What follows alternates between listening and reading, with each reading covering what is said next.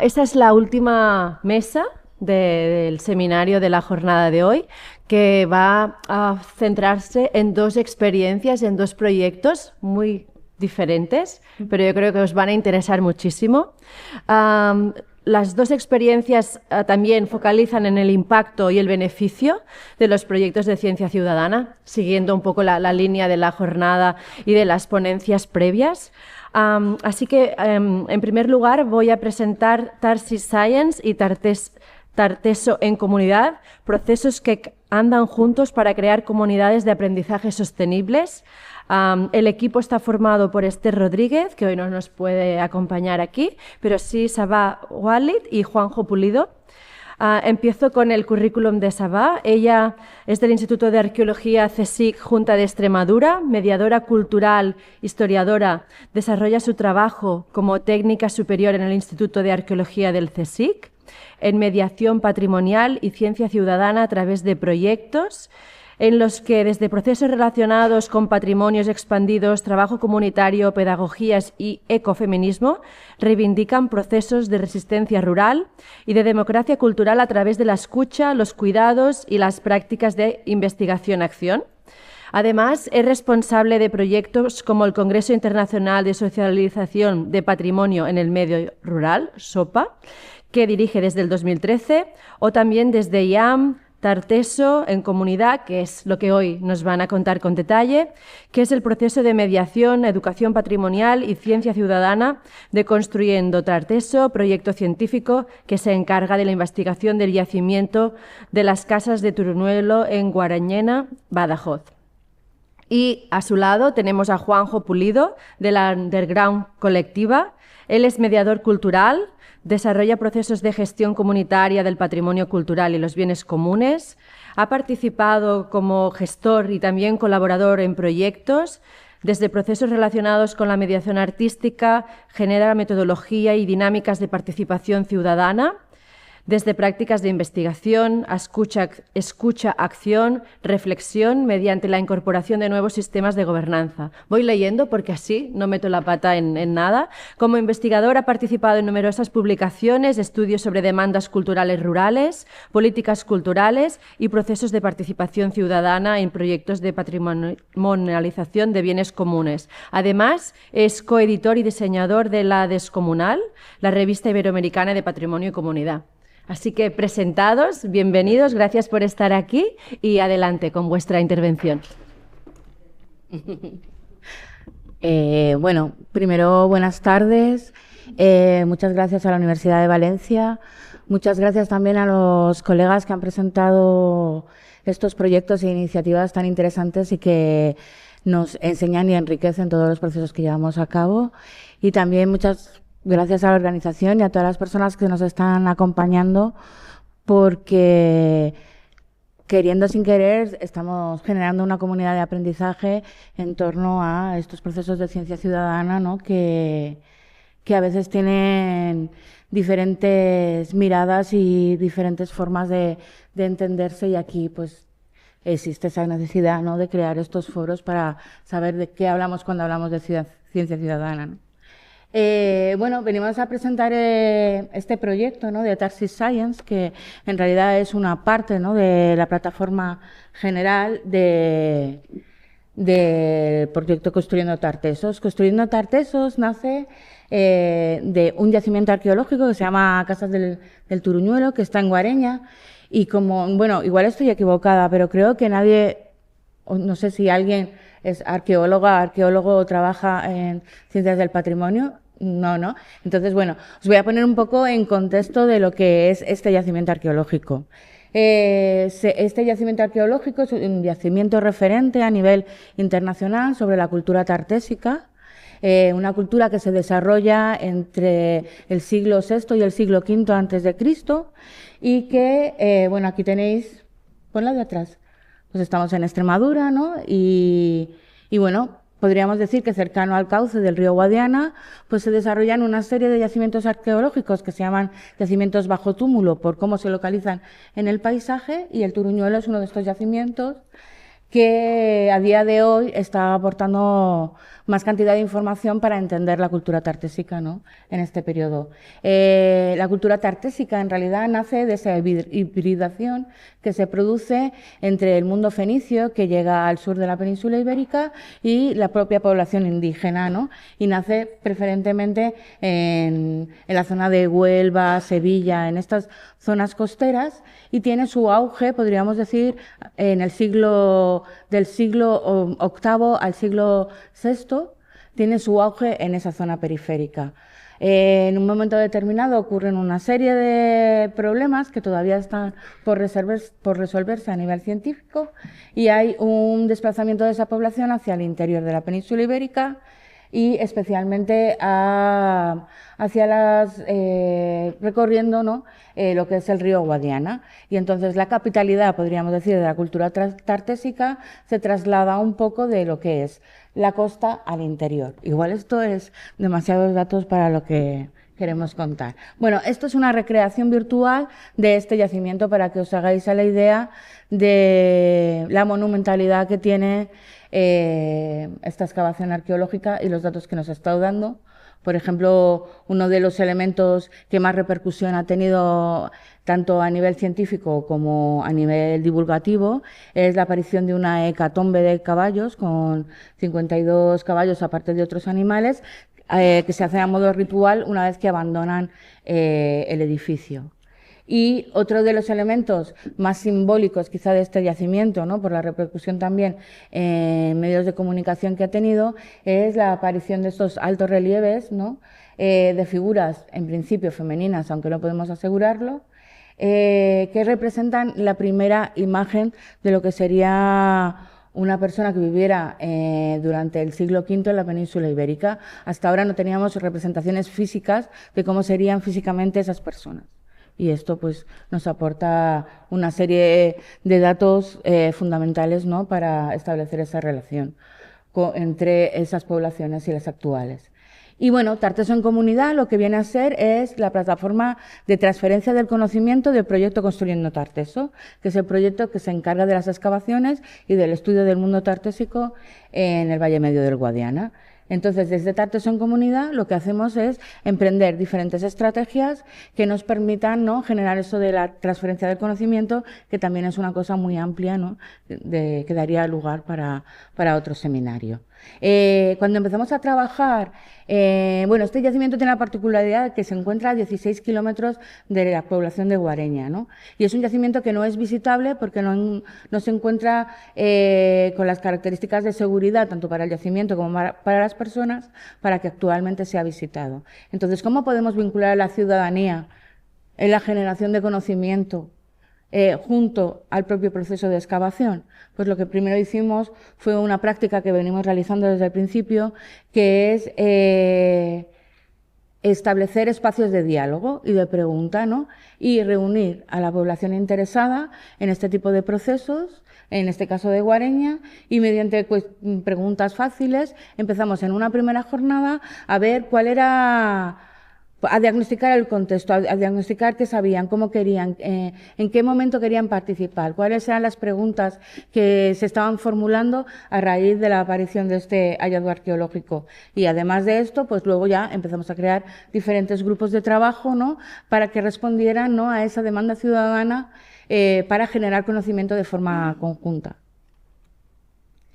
Esto nos sirvió, y por centrarlo un poco en lo que vamos a hablar aquí, que es los procesos de ciencia ciudadana, a que el instituto nos interpelara y nos pidiera participar.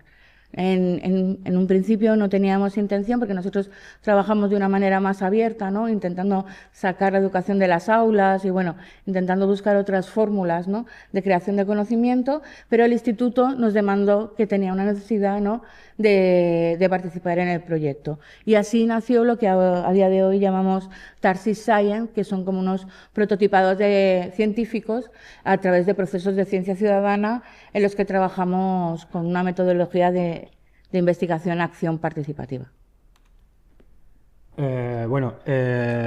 Indicar que este proyecto de Tarteso en Comunidad está financiado por la Fundación Española de Ciencia y Tecnología, que surgió, empezamos a trabajar en 2020, que es cuando planificamos un poco todo lo que íbamos a hacer en el proyecto, pero claro, ya sé lo que pasó en 2020, entonces un poco todo el tema de participación en 2020, que empezábamos en marzo, pues fue un poco complicado.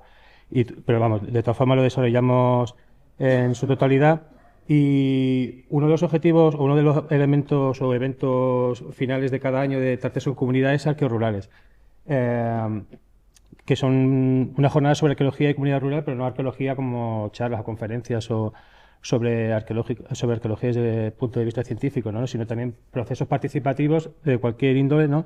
De forma de interactuar entre equipos científicos vinculados a la arqueología y las comunidades donde se desarrollan estos procesos. El primer año, cuando empezamos con Tarteso en Comunidad, el año de la pandemia, lo que hicimos fue un poco introducir estas metodologías participativas en la comunidad, porque estamos hablando de un ámbito rural, en algunos territorios sí que habrá colectivos de índole cultural o social que sí que desarrollan esas metodologías participativas, pero claro, hay muchos sitios donde nunca han existido, ¿no? Nunca ha habido nada parecido. Entonces sí que empezamos a enseñar esas prácticas. En las jornadas, por ejemplo, de ese año visibilizamos proyectos así a nivel nacional que trabajaban hacían ese trabajo, ¿no? de mediación y participación con las comunidades, y sobre todo experimentamos también con la gente del pueblo esas metodologías para posteriormente, cuando iniciáramos ya un trabajo más en serio, sobre todo después de la pandemia, que ya pudiéramos ya interactuar más con la comunidad, que estuvieran ya habituados, ¿no? a trabajar con esas metodologías. Bueno, no,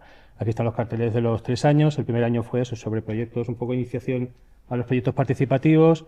Luego estuvimos 3 años sin hacerlo, también por causas de financiación, por causas de trabajo, también del equipo científico, del equipo de mediación, que fue imposible, ¿no? de activarlo, y lo activamos el año pasado, que hicimos un especial sobre educación patrimonial dentro del encuentro, y este año que le hemos dedicado a la ciencia ciudadana. Veis también un poco del primer año, que tuvimos que hacerlo ahí al aire libre y guardando las medidas de seguridad. Esto fue un mapeo colectivo que estuvimos haciendo con la gente del pueblo para identificar, por ejemplo, elementos patrimoniales que no aparecieran, por ejemplo, en las guías turísticas o en los panfletos turísticos que tenían en el pueblo, ¿no?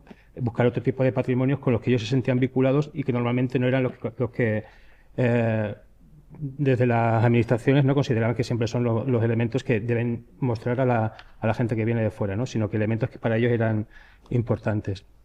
El año pasado, en el monográfico sobre educación patrimonial, vino Esther Maestre del Ministerio de Cultura a presentar el nuevo plan de educación patrimonial, que se acaba de presentar un mes antes, ¿no? En abril creo que fue, y este año nos ha acompañado la amiga Maite, ¿no? Para hablar también, para introducir también todo el tema de la ciencia ciudadana, ¿no? Que cuando hablamos de ciencias sociales muchas veces es complicado, ¿no? El hecho de saber si realmente cuando trabajamos con las comunidades en algún tipo de aportación a la transmisión de conocimiento, no por parte de la academia a la comunidad, sino de la comunidad a todo el mundo, ¿no? Si también podemos considerarlo así, ¿no?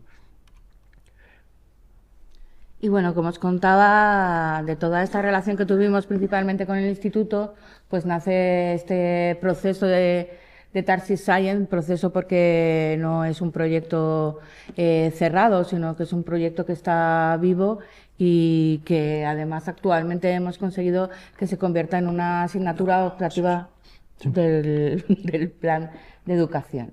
Bueno, el primer año, como os contaba, lo que hicimos fue trabajar especialmente en compartir, ¿no? y experimentar metodologías de participación ciudadana para el prototipado de proyectos científicos, ¿no?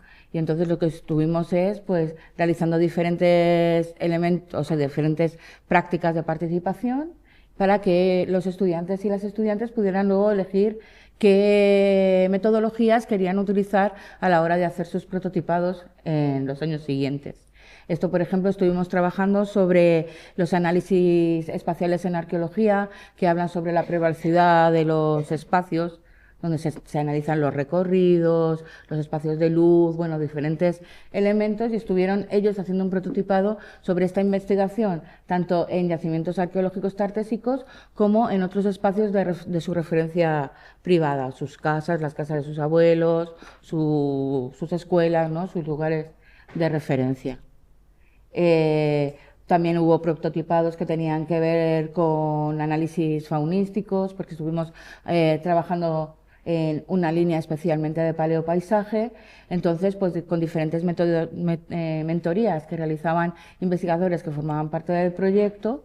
En este caso, por ejemplo, tenéis aquí a Esther, que no ha podido acompañarnos porque ahora mismo está la excavación abierta hasta finales de mes y alguien tenía que quedarse, ¿no?, un poco en la excavación, ¿no? Por ejemplo, aquí estuvimos trabajando sobre otra línea que tiene que ver con el adobe y con los sistemas de construcción, ¿no?, en tierra. El Turuñuelo no se puede visitar, pero sí hay otros yacimientos tartésicos cercanos que son visitables. Y lo que hicimos fue sacar al alumnado y al profesorado de clase y llevarlo a experimentar todos esos prototipados que habíamos hecho en papel, ¿no?, en un trabajo en el aula, y llevarlos a yacimientos para que pudiéramos reflexionar sobre esas investigaciones, ¿no?, en sitios concretos. Lo importante de Arqueorurales es que no son unas jornadas hechas para la ciudadanía, ni unas jornadas donde la ciudadanía participe, sino es un proceso de cogestión desde el inicio del propio evento. O sea, es un espacio donde tenemos, en este caso, a los chicos del instituto presentando sus prototipados de investigación. Esto es lo que estamos trabajando este año, que son las técnicas textiles, ¿no?, y los textiles en la antigüedad. También trabajamos con los materiales del propio yacimiento, donde ellos hacen una investigación, como cualquier laboratorio de arqueología al uso, y es de donde sacan sus datos. También buscamos otros espacios museográficos cercanos que les puedan inspirar dentro de sus propios procesos de investigación. En este caso era el Museo Etnográfico de Don Benito. Claro, el tema es que el año pasado trabajamos toda la evolución como del paleoambiente, ¿no?, del paisaje del territorio.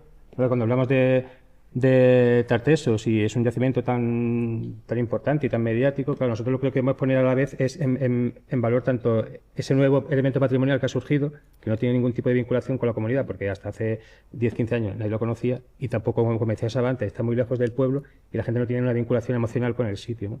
Entonces lo que queríamos hacer es a la vez transmitir a la gente que tan importante es ese nuevo elemento que ha surgido, ¿no?, como el patrimonio que tenían hasta ahora, que ellos conocían, ¿no? Entonces lo que queríamos hacer era trabajar este año esa materialidad, tanto la que está saliendo en el yacimiento, que ellos están viendo por la tele, como también esa materialidad que tenían, por ejemplo, los chicos en casa de sus abuelos, ¿no?, porque es un pueblo que tenía mucha tradición campesina, de trabajo en el campo, y todo eso se visibilizaba mucho a través de un poeta que se llama Luis Chamizo, ¿no?, que es muy conocido también por mostrar en sus poemas toda esa ruralidad del territorio, ¿no? Entonces, por eso ese trabajo de ir relacionando esa materialidad que sale del yacimiento con la materialidad a los que ellos han visto, ¿no?, en su contexto. Y aquí luego también presentaron los resultados de este año. Y luego esto ha generado otro tipo de estrategias, o sea, como que ha crecido la comunidad de aprendizaje, ¿no? Y, por ejemplo, en este caso es los alumnos de primaria, no de infantil, ¿no?, que el profesorado lleva a cabo sus propios proyectos, en el que de vez en cuando nos piden cierta colaboración, que forman parte de la comunidad, pero que trabajan de manera independiente, ¿no?, como en su grupo de trabajo, y luego sí que se generan espacios donde compartir pues todo lo que van haciendo. Y lo importante del proyecto que estamos haciendo en Tarsi Science es que luego, cuando los chicos presentan su trabajo en las jornadas, es que luego suceda como una acción en la que participen tanto los chicos del instituto como la gente de la comunidad, que interactúen en algún momento con la gente de la comunidad o con la gente que participa en las jornadas, ¿no? Entonces, este año diseñamos esta ruta, precisamente del poeta que os comentaba, de Luis Chamizo, entonces por el pueblo, con sitios en los que el poeta pues tuvo algún tipo de vinculación dentro del pueblo, según algún poema o algo relacionado con su vida. Entonces, pues la gente que estábamos allí, gente del pueblo, gente de las jornadas, y los chicos del instituto, pues leyendo o pasajes de algún poema suyo o relatos sobre su vida.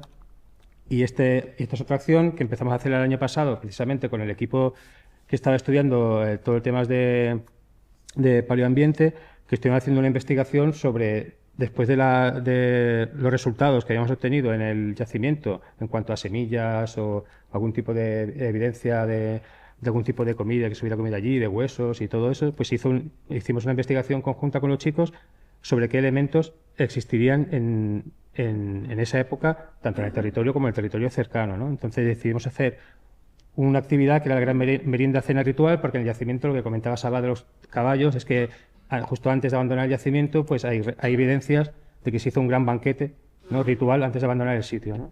Entonces queríamos como reivindicar un poco ese banquete, pero no haciéndolo como con recetas tartésicas, como podía hacerse, por ejemplo, en época romana, que tenemos evidencias de recetarios, ¿no?, que se utilizaban en la época, sino buscar esos ingredientes que aparecieron en el yacimiento, o que se tiene evidencias de que existieron, y que la gente pudiera confeccionar platos con esos ingredientes, ¿no? A lo mejor había una señora, porque trabajamos con una asociación de mujeres, que decía, pues yo llevo un gazpacho. Dice, a ver, gazpacho no, porque el tomate en esa época no existía. Entonces ya como ir jugando con eso, ¿vale? Y buscando recetas, ellas iban proponiendo, entonces a la vez que iban ellas pensando cada uno el plato que iba a llevar, iban viendo los ingredientes que podían y los que no. Entonces era una forma como de asimilar, porque luego ellas hablaban entre ellas y con otras personas del pueblo, yo voy a llevar tal, ¿qué vas a llevar?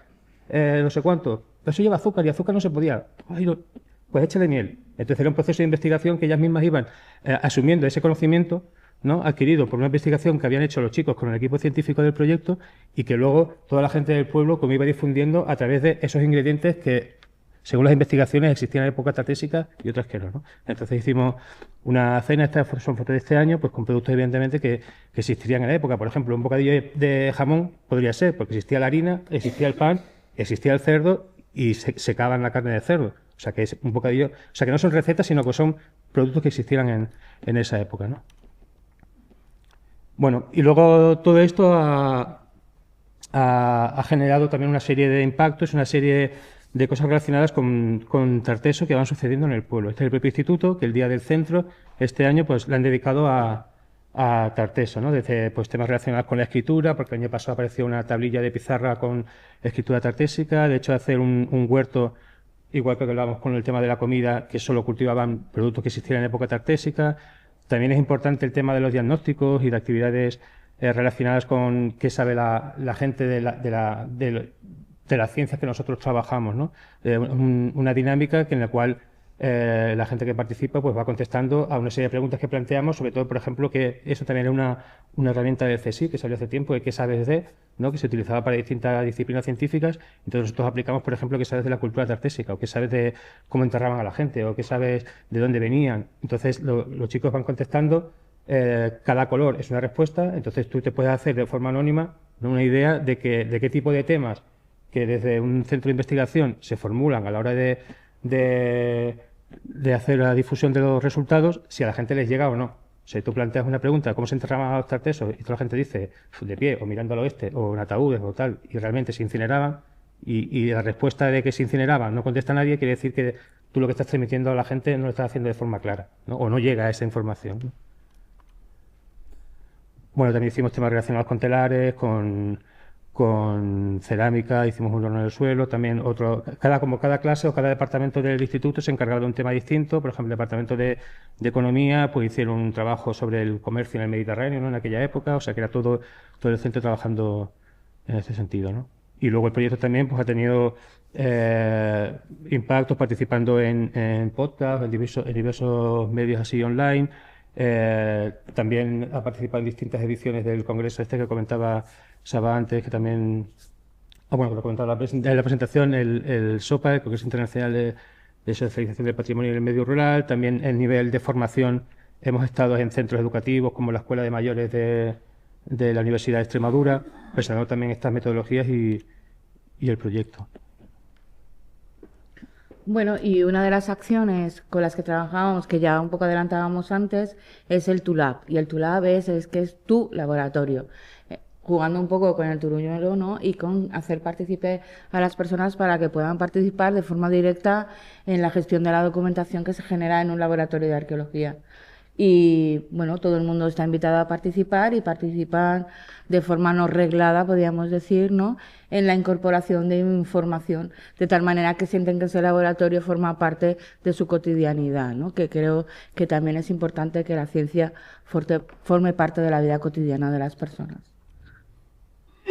Y bueno, en esto de los impactos, cuando empezamos a trabajar, la Asociación de Mujeres de la Nacencia, lo primero que nos preguntamos nos preguntaron y muchas veces nos preguntan es, vale, pero nosotros ¿qué podemos hacer? ¿Cómo podemos participar en este proyecto, ¿no? Y entonces tuvimos varias reuniones en donde nos contaron qué hacían, nosotros les contábamos qué hacíamos nosotras y así poco a poco fue surgiendo la recuperación de una receta tradicional que se estaba perdiendo en la localidad, que se llama los dormidos, que es una masa que se deja dormir, por eso se llama así, y la presencia de los altares de piel de toros, que son unos altares que son típicos de esta cultura. Y de ahí nacieron los tartesitos, que es la recuperación de esa receta tradicional. Hicieron un molde como los de los altares de piel de toro, que por cierto tienen patentado, y sintieron que de esa forma podían, ¿no?, incorporarse al proyecto. Y esto va más allá de lo que ellas pensaron en un principio, porque a día de hoy ellas cada vez que venden sus tartesitos por donde se los piden, ellas les cuentan lo que son la piel de toro, ¿no? Y por qué sale, en qué yacimientos salen. Entonces hay una transferencia del conocimiento mucho más abierta, eso se convierte en ciencia abierta vendiendo dulces, que ya es un punto de la ciencia abierta que mola, ¿no? Y bueno, a día de hoy, pues nada, trabajamos mucho con arte, con diseño, incorporamos el arte contemporáneo en todas nuestras prácticas. Este es el logotipo con el que hemos estado trabajando este año. Y bueno, como decía Juanjo también, ¿no? O sea, una de las cosas que también se ha comentado antes, ¿no? El científico tiene que formar parte del estudio para que seamos todos una comunidad, ¿no? Y también antes se ha hablado de qué pasa cuando no recibes dinero. Si dentro de una comunidad de aprendizaje y de construcción de saberes, el científico o la científica es una persona más.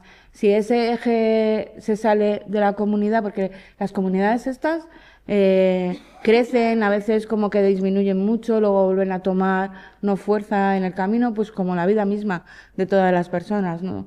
Entonces, si un grupo de investigadores sale del proyecto porque no tiene tiempo ni capacidad económica para seguir apoyando, si es un proyecto de ciencia ciudadana con gestión comunitaria, ese proyecto debería continuar, porque el científico o la científica es solo parte de esa comunidad, ¿no? Entonces yo creo que eso también es importante. Y luego que también la importancia de los compromisos de las científicas y los científicos en este tipo de procesos. No podemos hacer procesos de ciencia ciudadana a golpe de presupuesto. O sea, desgraciadamente tendría que haber, pues, que las políticas, ¿no?, en ciencias tuvieran más repercusión en este tipo de soporte económico para estos procesos. Pero si no lo hay o no es suficiente, tenemos una corresponsabilidad con las personas que están participando en estos procesos y esa corresponsabilidad no podemos desaparecer en un momento determinado. Y yo creo que eso es muy importante a la hora de embarcarse en este tipo de procesos, ¿no? Trabajar las expectativas. A lo mejor podemos empezar un proceso de ciencia ciudadana y decir, nuestras expectativas es que esto dure un año y dejarlo claro. Pero lo que no podemos hacer es no dejar claras las expectativas, cerrar los procesos, trabajar los compromisos de cada persona que forma parte de esa comunidad. Bueno, y en ese comprometernos, ¿no?, en este caso, en nuestro caso, con el patrimonio, y lo que decía Juanjo, ¿no?, de tener a un mismo nivel el patrimonio o la documentación científica que podemos obtener del yacimiento arqueológico con la propia documentación científica de otros patrimonios que forman parte del imaginario colectivo de la comunidad de Guareña, pues trabajamos en este edificio. Este edificio es el Teatro Victoria Esperanza, que es un teatro que nos enteramos por prensa, trabajando en el aula, que lo iban a tirar. Y empezamos a ver que había sido como el centro cultural y neurálgico de la cultura de la localidad, pues desde los años 20 o por ahí hasta los años 80. Fue cine, fue teatro, fue salón de bailes, fue salón de bodas, fue espacio para hacer política, discoteca, o sea, fue muchas cosas, ¿no? Y lo iban a tirar. Entonces empezamos a generar un espacio de reflexión con el alumnado con el que estábamos trabajando y decidimos hacer un proyecto para recuperar las memorias de ese espacio.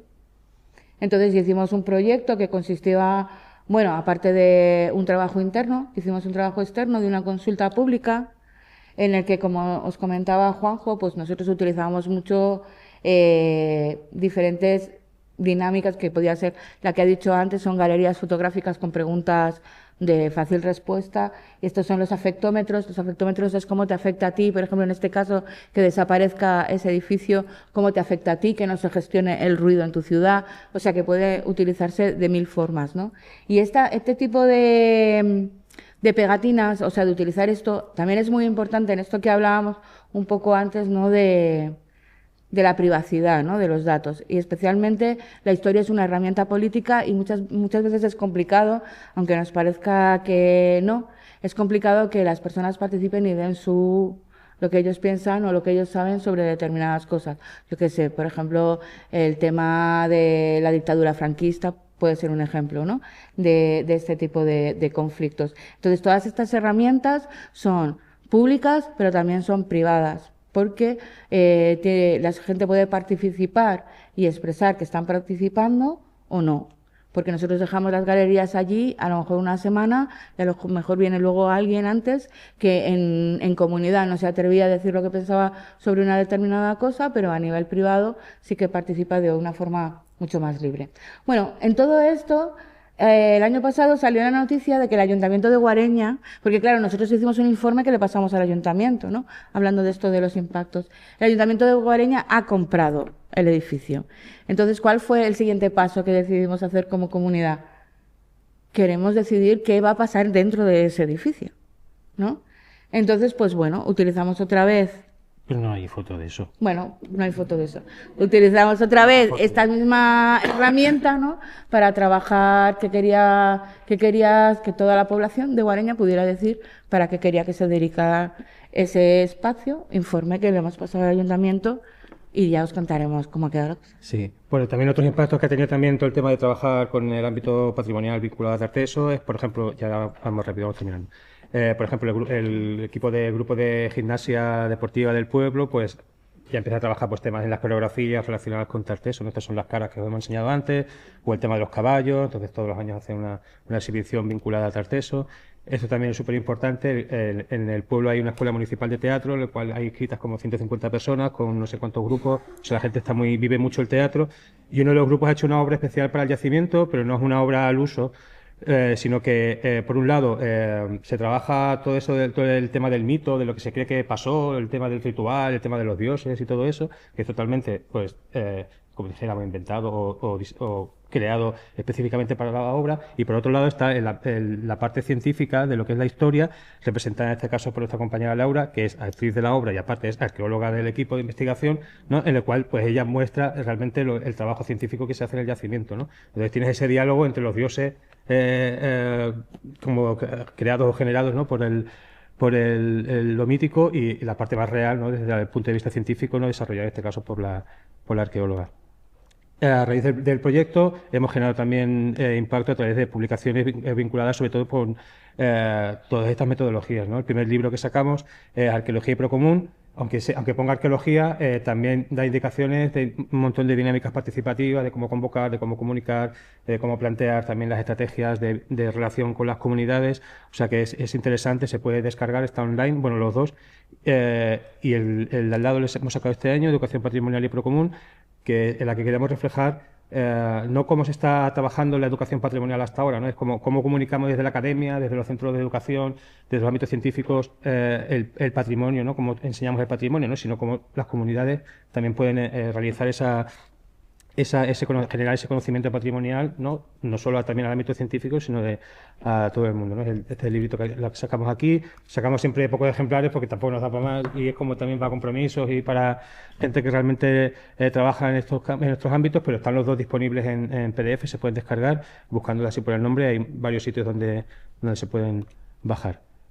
También como forma de impacto, ¿no?, pues el año pasado en octubre nos dieron el primer premio en el IPFest, tanto regional como nacional, que estamos súper contentos también porque se reconoce también este tipo de prácticas que luego a la hora de vender los proyectos pues van bien. Le dice, pues nada, es que me han dado el premio, porque siempre es como, ay, qué bonito todo lo que hacéis, ¿no? Pero muchas veces también cuesta no solo el ámbito científico, sino también el ámbito político, el ámbito cultural, ¿no? Que también haga caso también de estos procesos. Y también lo que comentabas al principio, que dije, no digas que es la última diapo y es la...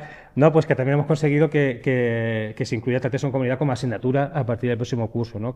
Porque hasta ahora cuando trabajamos con las chicas y los chicos en el instituto era como algo que tienen que hacer ellos en sus ratos libres, en sus momentos de ocio, en sus vacaciones. Nosotros nos reuníamos con ellos en las tutorías, con lo cual a lo mejor ese espacio se lo quitábamos al profesor para otras actividades. Entonces también el hecho de que ya sea una herramienta que realmente estén los chicos porque quieren estar, que tengan sus horas lectivas y que luego puedan desarrollar su proceso como formando parte de una asignatura, pues eso también nos causa mucho orgullo de que también se confíe en el ámbito educativo, ¿no? También como una forma de trabajar con ellos. Y ya rapidísimo, el año que viene vamos a empezar un proyecto que se llama Interestelar, si no lo pilláis, Interestelar, ¿vale? Porque vamos a trabajar sobre el tema del textil. Este año hemos trabajado la materialidad del yacimiento en cerámica, metales y tejidos, y este año nos vamos a centrar en el tejido porque en el yacimiento están apareciendo muchas evidencias que tienen que ver con los telares. A la izquierda veis un ejemplo de cómo podría ser un telar de esa época, y a la izquierda tenéis las pesas de telar, que son donde las cuerdas de la urdimbre pues, se quedan tensas. Y eso lo queremos vincular con una tradición que había en el pueblo, en Guareña, de mujeres trabajando en el textil. Había una cooperativa en la cual todas las mujeres del pueblo iban a coser. Entonces, todo un trabajo que creemos, como hablábamos antes, ¿no? de mixturizar esos dos procesos, ¿no? El ámbito científico, desde los hallazgos que han aparecido vinculados al textil en el yacimiento, y con esa tradición de coser de las mujeres que se perdió porque después de esta fábrica se cerró y se abrió una de espárrago. Entonces las mujeres dejaron de coser y se fueron a la fábrica de conserva de espárragos, ¿no? Entonces se perdió todo ese trabajo y toda esa memoria, y queremos recuperarla, pero vinculándola también al yacimiento. Ya estamos empezando a trabajar, se están construyendo, vamos a reconstruir un telar protohistórico como el que enseñamos en la imagen, que realmente se pueda utilizar, y vamos a hacer ese trabajo de arqueología experimental, de probar todo, las pesas, hacerlas con los chavales, o sea, un trabajo de investigación para crear una pieza como la que habría en el Turuñuelo.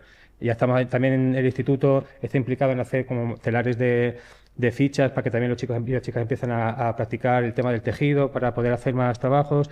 Y bueno, el año pasado estuvimos trabajando con 40 seres del cuarto de la ESO, y este año estamos con segundo, y está como implicando lo que comentaba antes en el día del centro, ¿no? Ya como de distintas clases se van a empezar a implicar en el proyecto, cada uno desde su rama, de FP, del cuarto de la ESO, de segundo, como cada uno desde su rama y cada uno con sus proyectos, ¿no? Como ya dentro de una amalgama de cosas que van sucediendo dentro del tema de la participación. Y ya no paso seguro que mogollón, pero nada. Sí, perdón.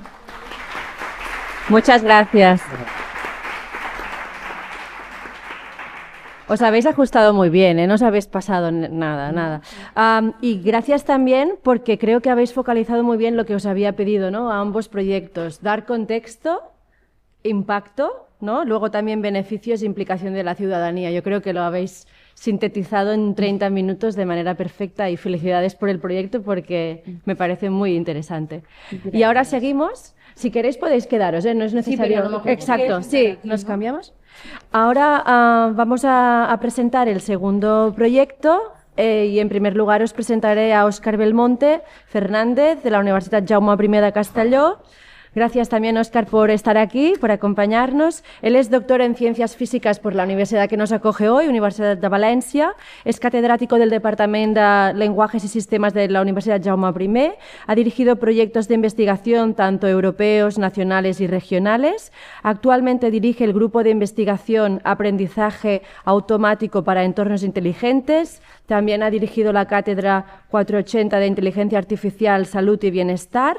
Su línea de investigación principal se centra en la aplicación de la inteligencia artificial en la mejora de la salud de las personas, y en estos momentos también participa en un proyecto de detección anticipada de fallos de rescate en entornos hospitalarios junto con el Grupo de Investigación en Enfermería. Así que, adelante. Gracias.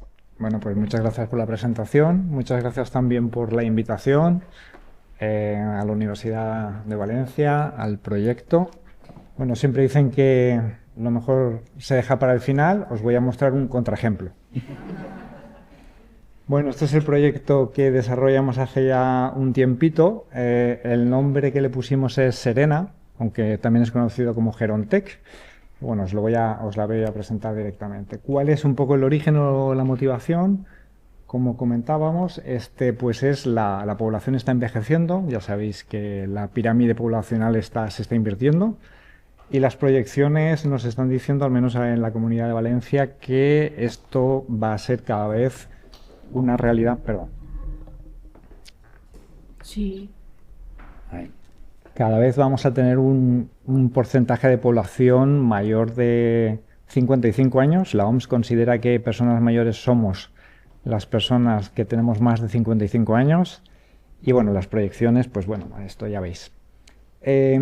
Por otra parte, nosotros teníamos también, por comunicación directa, teníamos un contacto con el enfermería de un centro de atención primaria de Castellón y nos habían puesto de manifiesto el problema de la soledad no deseada en personas mayores.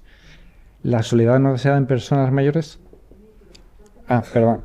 La soledad no deseada en personas mayores. ¿Se me oye? ¿No? ¿Aún no? ¿Pruebo con este? A ver, habla ahora. ¿Mejor ahora? ¿Hola? ¿Sí? ¿Apago este, pues? No, este sé que va a funcionar. Vale, pues. Pero igual nos Me lo acerco. pasa algo. ¿Sí? ¿Este mejor? Vale, me lo acerco un poquito más. Vale. Vale, pues la detección de la soledad no deseada se hace de una manera tan intuitiva como que lo detecta el personal de enfermería en los centros de atención primaria. El personal de enfermería intuye que una persona puede tener soledad no deseada y entonces solicita a servicios sociales que vaya al domicilio de la persona y haga una prueba. Las pruebas en psicología suelen ser cuestionarios y estos cuestionarios normalmente, típicamente, la persona mayor los respondía con su persona cuidadora al lado. O sea, imaginaos una persona mayor que típicamente la cuida un familiar y tiene que responder a una serie de preguntas bastante difíciles de contestar con su persona cuidadora al lado. Y le están preguntando por su sensación de soledad. ¿Qué hacían? Mentir. ¿De acuerdo? Mentir. ¿Te sientes solo? No. ¿Te sientes acompañado? Evidentemente. ¿Cómo voy a decir lo contrario si tengo a mi persona cuidadora al lado? Entonces nosotros pensamos de qué modo podíamos utilizar la tecnología para ayudar a obtener este tipo de información. Le dimos unas cuantas vueltas y lo disfrazamos, por llamarlo de alguna manera, como un proyecto de ciencia ciudadana. Nuestro interés era en extraer la información. La parte de ciencia ciudadana es, vamos a presentar que esto es una herramienta de inteligencia artificial, intentamos acercar la inteligencia artificial a la sociedad con un problema que es socialmente interesante, que es el problema de la soledad no deseada. Vais a ver algunas similitudes con el proyecto que ha presentado Josep, porque nosotros también utilizamos un chatbot, ¿no? La idea era, en una conversación libre con un chatbot, esto no eran preguntas cerradas, sino que eran preguntas abiertas, ¿puedo obtener la misma información que obtendría a través de un cuestionario? La hipótesis de partida era evidentemente que sí. También fuimos financiados por la FECID, muy estresante. Muy estresante. Muy bien, y estas eran las fases del proyecto, ¿no? Nosotros sí que intentamos implicar a la ciudadanía en las máximas fases del proyecto, de todas las etapas de investigación. También quiero comentar que era un proyecto, el equipo de investigación estaba formado tanto por compañeros que venían del ámbito de la psicología como compañeros que veníamos del ámbito de la tecnología.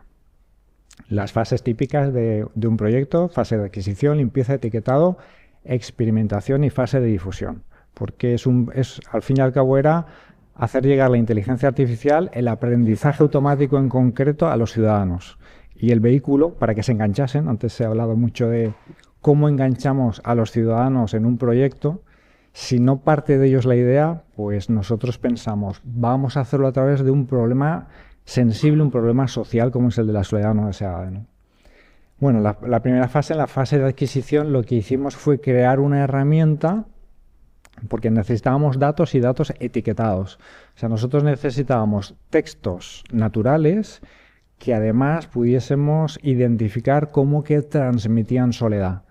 Entonces lo que hicimos fue una aplicación móvil donde se pasaban los cuestionarios típicos de los psicólogos y además hacíamos unas preguntas abiertas para animar a cada persona que hablase. Y luego lo que hacíamos era correlacionar las respuestas del cuestionario con los textos abiertos. Muy bien, pues esa aplicación estuvo online durante un cierto tiempo. La verdad es que tuvimos muchas respuestas, como a los compañeros. Esto nos pilló por en medio de la pandemia y tuvimos la mala buena suerte de la pandemia, porque había mucha gente en casa, aburrida. Les llegó la noticia de que esta herramienta existía y la utilizaron. Y la parte buena para nosotros fue que además en esos momentos mucha gente que no lo había sufrido hasta el momento empezó a sentirse sola, con una soledad no deseada. La fase de limpieza también es cierto que hubo mucha gente que probaba la herramienta por probar, contestaban cualquier cosa y bueno, hubo que hacer una fase de limpieza de descartar todos aquellos textos que no eran valiosos. Pues simplemente 1, 2, 3 estoy probando la herramienta.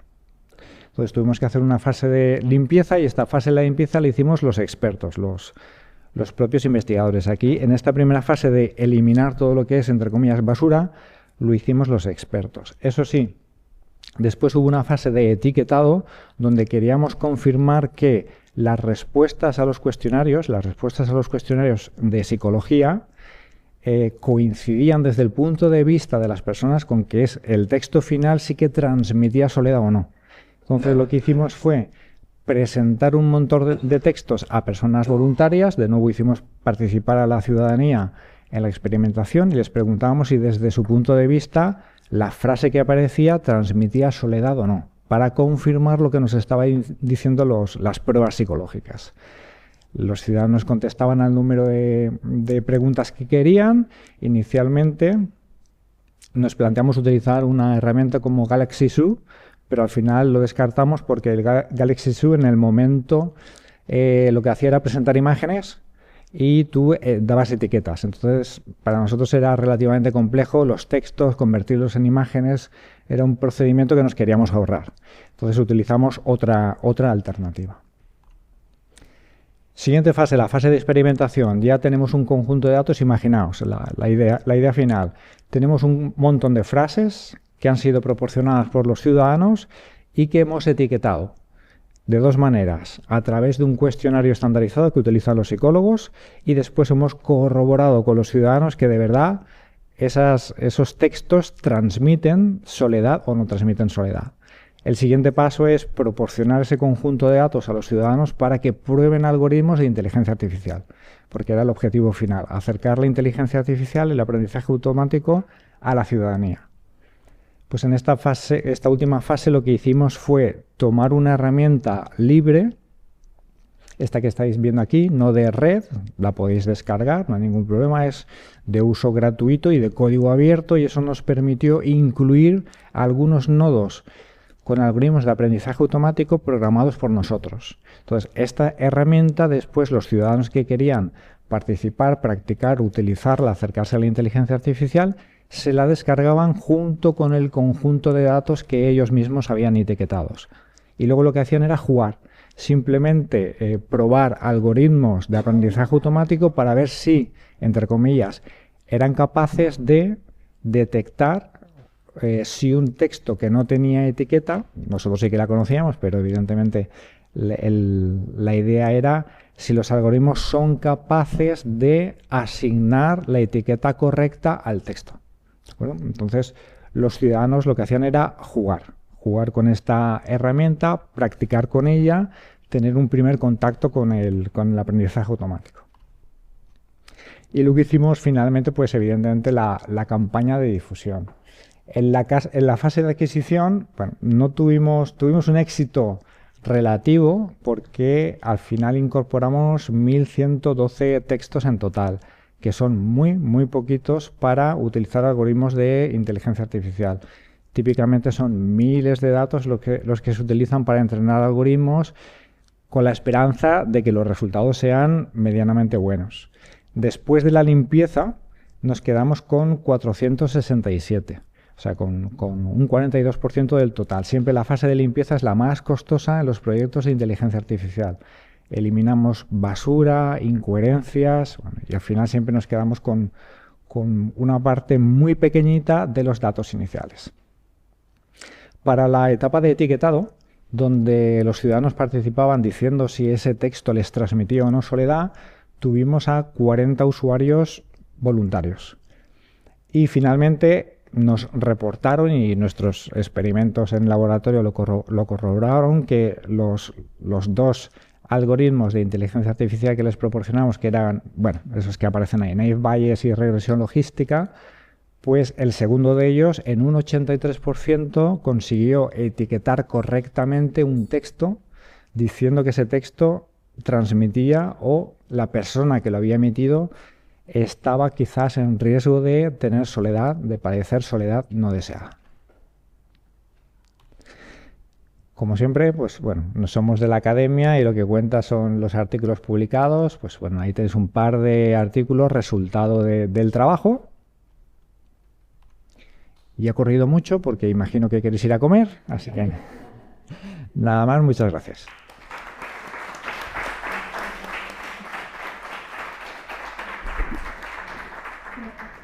Gracias, Óscar. Sí, ha sido muy rápido, pero yo creo que se ha entendido muy bien, lo tenías muy bien estructurado. ¿Alguna pregunta del público? Sí, venga, Reme.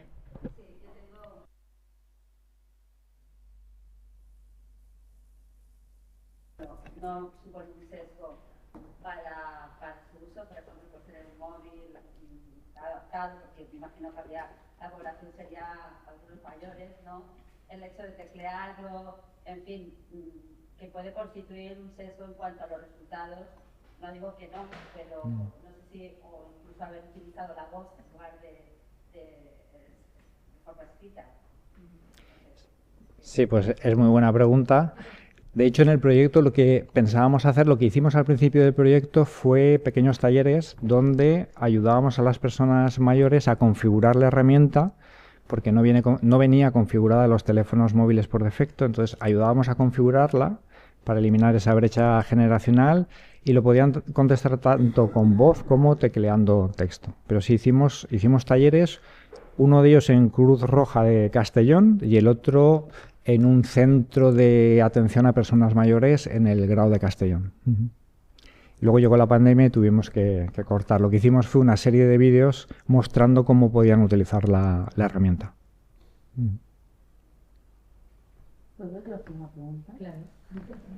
Claro, claro. ¿Qué papel jugaron las cuidadoras en el proceso? Pues en principio, está feo decirlo, pero las quedaron al margen. Las personas cuidadoras quedaron al margen. De hecho, nos dimos cuenta que era muy importante también conocer su opinión. Intentamos conseguir algún proyecto para dar continuidad y no tuvimos suerte, pero sí, en principio quedaron fuera. Maite. Al ser el objetivo del proyecto acercar la inteligencia artificial a la ciudadanía, ya ese planteamiento es en una dirección extendida, ¿no? O sea, es cómo la ciudadanía va a participar del objetivo del proyecto. No sé si me explico. O sea, Sí. nosotros también queremos acercar la IA a nosotros mismos y vamos a participar con vosotros, vamos a ayudar a que la IA, no sé, ¿me explico? Sí, creo que te he entendido. Vale, estamos hablando del año finales de 2019. Entonces, en general, la sociedad no nos ocupábamos demasiado por la inteligencia artificial. Desde 2022, con la irrupción de todos los chats GPT y derivados, ahora todo el mundo quiere acercarse a la inteligencia artificial, sin duda. Entonces, lo que se nos ocurrió es cuál es el problema que van a trabajar con la inteligencia artificial para que sí que se animen a acercarse, a participar, a conocerla y a crear conocimiento a través de su uso. Y ese fue la idea que se nos ocurrió, es el de intentar detectar la soledad no deseada en personas mayores. me estoy preguntando por el objetivo de la investigación y el papel de las personas participantes en cuanto al objetivo de la investigación. Entonces, veo dos niveles. Sí, no, sí, es cierto, es cierto. Por una parte, también era por el propio, la interdisciplinariedad del equipo, ¿no? Que teníamos muy claro la parte técnica, que lo que queríamos era aproximar la inteligencia artificial, y los compañeros de psicología, entre todos, se nos ocurrió, pues vamos a utilizar un problema socialmente interesante y quizás a los ciudadanos después se den cuenta de que estas mismas herramientas las pueden utilizar en otro tipo de problemas de su interés. Pero sí, había. O sea, entonces, estas personas, digamos que estaban al tanto del objetivo de la investigación. Sí. Eso sí. De todas maneras fue muy complicado. No lo rastreamos porque nosotros datos personales no nos guardábamos ninguno. Entonces no sabemos hasta qué punto una persona participó en todas las fases del ámbito académico, digamos.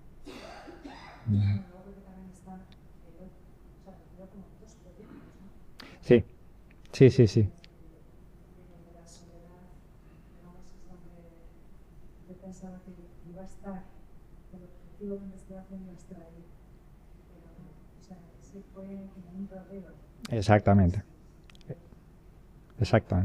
Digamos que el incentivo, el gancho para que los ciudadanos participasen en algo que en principio para ellos puede que no sea nada atractivo, como la inteligencia artificial, era la detección de la soledad no deseada. Venga, pues hoy. Para el ámbito estratégico. Tengo una queja porque una pregunta y una sugerencia. Nosotros en el Instituto de Agroquímica y Tecnología de Alimentos, que está en el Consejo, hacemos una jornada al año que es, bueno, todo el campus de Ecociencia, porque estamos en un premio del proceso por la ciencia. Entonces, en concreto, nosotros hacemos, mi grupo, una que se llama Cuenta la Ciencia. Entonces, mi pregunta es, en las actividades que hacéis, porque una cosa es transmitir en una dirección, pero luego ver su interpretación, porque nosotros es muy curioso los niños que hacen experimentos con, pues que si ven a través del microscopio los nanoplásticos, que si estiran una chuche para ver la dureza de los alimentos y tal. Entonces, claro, luego cuando les dices, cuenta lo que has hecho, es muy gracioso, por un lado, porque los pequeñitos y los mayores también lo cuentan de una manera, entonces ver la forma en que lo asimilan. Entonces, si dentro de vuestras actividades pues lo habéis planteado o lo hacen, porque también es importante saber cómo digieren luego lo que se les está dando, porque ellos, o sea, activos son superactivos. Les encantaría ladrillos seguramente, o una cosa, pero luego cómo esa transferencia de conocimiento se asimila o cómo lo cuentan, ¿no? Y si no lo hacéis, yo lo suspendería porque veríais que la cosa, aparte se pasa muy bien, ¿eh? Pero y aparte participan, ¿eh? Nosotros les ponemos el micrófono y todo, les ponemos una batita como científicos, como que hagan los científicos para que expliquen lo que han hecho, de la importancia de la comunicación de la ciencia, no solamente hacerla, sino que hay que comunicarla. Sí. Bueno, lo que pasa es que nuestro proyecto no es tan puntual. O sea, ellos, que no solo hacen difusión de lo que, o sea, ellos, que es como cualquier otro investigador dentro de la comunidad, escriben sus trabajos, los presentan en jornadas científicas. O sea, quiero decir, ellos participan, o sea, que ellos comunican directamente desde el inicio, vamos. O sea, ellos organizan las jornadas, coorganizan dentro de la comunidad ese espacio de difusión de sus aprendizajes y además ellos no hacen, nosotros no les presentamos que hagan experimentos que hacen los científicos para que ellos los repliquen, ¿vale? Ellos prototipan sus propias investigaciones. Nosotros les facilitamos herramientas. Ellos eligen qué herramientas quieren usar o incorporar herramientas nuevas. pero no es un proceso de transferencia al uso, ¿vale? Es un proceso de co-creación de conocimiento. Entonces, en ese sentido, guay. Y sí que conocemos el trabajo que hacéis y la verdad es que estábamos pensando últimamente, además también, porque tenemos bastante implicación con que la educación salga de las aulas, ¿no? Y en todo esto de la educación social, cultural, bueno, antes formal, informal y todo esto, ¿no? Que ir a contaros nuestras experiencias, ¿no? Para aprender de las experiencias que tenéis. Así que yo creo que a lo mejor en breve podemos ahí acompañarnos porque hacéis un trabajo increíble, o sea que sí, sí. Pues si os parece, con la pregunta final cerramos esta mesa de experiencias. Gracias de nuevo. Creo que ha sido muy interesante lo que nos habéis trasladado en el poco tiempo, ¿no? Porque da para más. Se quedan preguntas, pero bueno, las imágenes también han sido muy representativas y en el caso de Óscar, ¿no? Pues esa experimentación y todo más detallado, ¿no? Las fases del proyecto. Y ahora dejamos unos minutos para el cierre y ya nos vamos a comer, como decías.